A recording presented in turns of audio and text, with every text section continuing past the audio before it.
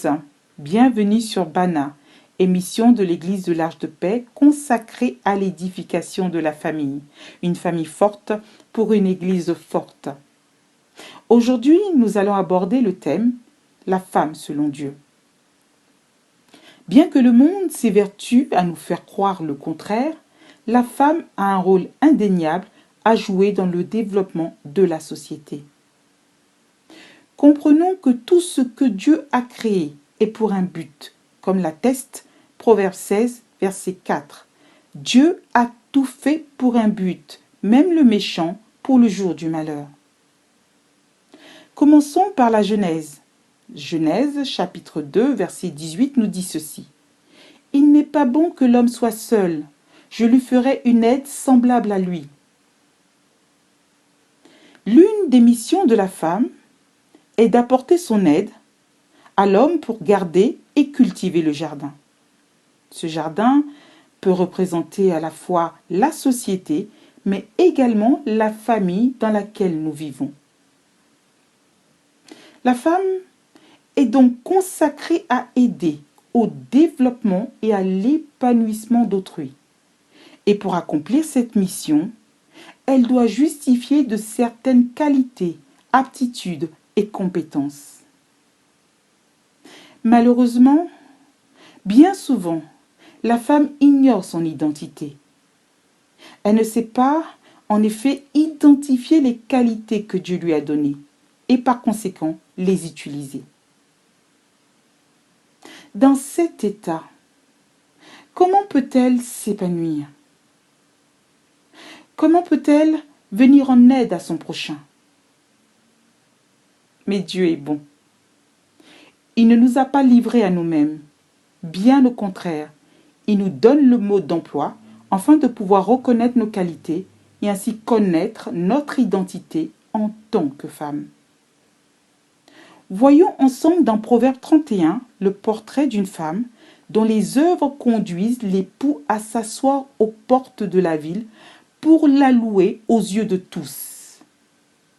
La femme vertueuse. Nous allons retenir 4 éléments qui caractérisent cette femme, lui permettant de remplir pleinement sa mission et faisant d'elle une femme épanouie.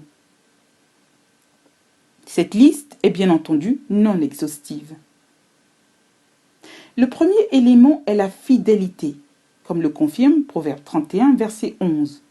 Le cœur de son mari a confiance en elle et les produits ne lui feront pas défaut. C'est une femme qui sait faire preuve de fidélité, quel que soit le contexte social ou économique dans lequel elle se trouve, comme le dit Luc 16, versets 10 à 11. Celui qui est fidèle en peu de choses est aussi fidèle dans ce qui est important, et celui qui est injuste en peu de choses l'est aussi dans ce qui est important.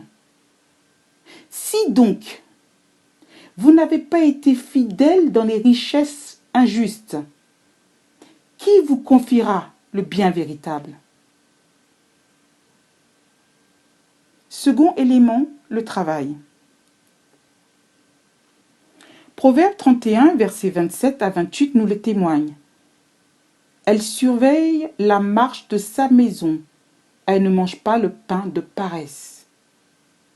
Sur ce point, la vaillance de cette femme se manifeste de différentes manières. Elle est entreprenante, si bien qu'elle est capable de répondre aux besoins financiers de son foyer. En effet, Proverbe 31, verset 24 nous dit ceci. Elle fait des chemises et les vend. Elle livre des ceintures aux marchands. Elle nourrit et organise sa maison, tel un bon manager. Proverbe 31, versets 14 à 15. Elle est ambitieuse et tout ce qu'elle touche de ses mains prospère, comme l'atteste Proverbe 31, verset 16. Elle réfléchit à un champ et elle acquiert. Du fruit de son travail, elle plante une vigne. Troisième élément, la sagesse. Proverbe 31, verset 26 nous dit ceci. Elle ouvre la bouche avec sagesse et un enseignement bienveillant est sur sa langue. Où trouver la sagesse? si ce n'est auprès du Seigneur. Jacques 1, verset 5 nous le confirme. Si quelqu'un d'entre vous manque de sagesse, qu'il la demande à Dieu, qui donne à tous libéralement et sans faire de reproche, elle lui sera donnée. Ainsi, une telle femme devient une source de bénédiction pour son entourage en prodiguant de bons conseils. Enfin, dernier élément, la crainte de l'Éternel. Lisons Proverbe 31, versets 30 à 31. La grâce est trompeuse et la beauté est vaine. La femme qui craint l'Éternel est celle qui sera louée. Bien que l'entretien et les soins esthétiques la rendent belle, la crainte de l'Éternel et le respect de sa parole la rendent d'autant plus belle et appréciable. Voici donc la femme telle que Dieu l'a créée. Bien-aimée, que chaque femme cherche à acquérir ou à développer toutes ces qualités pour son épanouissement personnel. Ainsi, l'homme, la famille, l'Église et la société pourront en bénéficier pleinement. Merci de votre écoute, soyez bénis et à très bientôt sur Bana.